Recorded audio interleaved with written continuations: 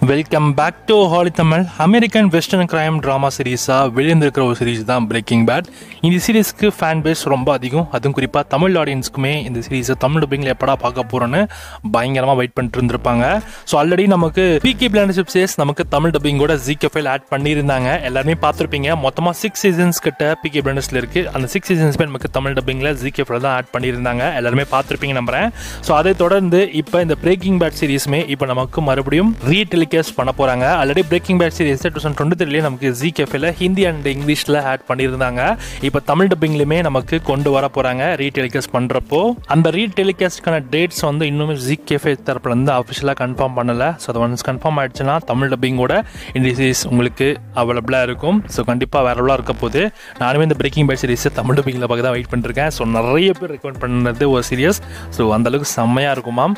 ஆனால் பிகே பிளாண்டர்ஸ்க்கு கிடைச்ச வரவேற்பு ஸ்டார்டிங்ல ரொம்ப அதிகம். ஆனால் அடுத்தடுத்து வர சீசன்ஸ்லாம் அவங்க அந்த அளவுக்கு பெருசாக டிஆர்பி ரேட்ஸ் அப்படின்றது அந்த அளவுக்கு பெருசாக சேனலில் வரலன்ற மாதிரி நியூஸ் இருக்குது. ஸோ அது மட்டும் இல்லாமல் ஸோ அவங்களுக்குமே பார்த்தீங்கன்னா அந்த காம்பன்சேஷன் அப்படின்றது பெருசாக இல்லை. ஸோ ஆடியன்ஸ் கிட்ட இருந்து நல்ல ரெஸ்பான்ஸ் வருன்ற மாதிரி தான் பிகே பிளாண்டர்ஸை தமிழ் டப்பிங் பண்ணி போட்டாங்க. பட் ஸ்டார்டிங்கில் நல்லா கிடைச்சிருந்தது. பட் ஆனால் போக போக பார்த்தீங்கன்னா தமிழ் ஆடியன்ஸ் அந்த அளவுக்கு பெருசாக பிகே பிளாண்டர்ஸை தமிழ் டப்பிங்கில் ZKFL பார்க்கறது இல்லை. ஸோ ரீசன்ஸ் நிறைய இருக்குது. பட் அதை தாண்டி அந்த அளவுக்கு பெருசாக டிஆர்பி ரேட்ஸ் அதுக்கு வரலன்ற மாதிரி தான் சொல்கிறாங்க.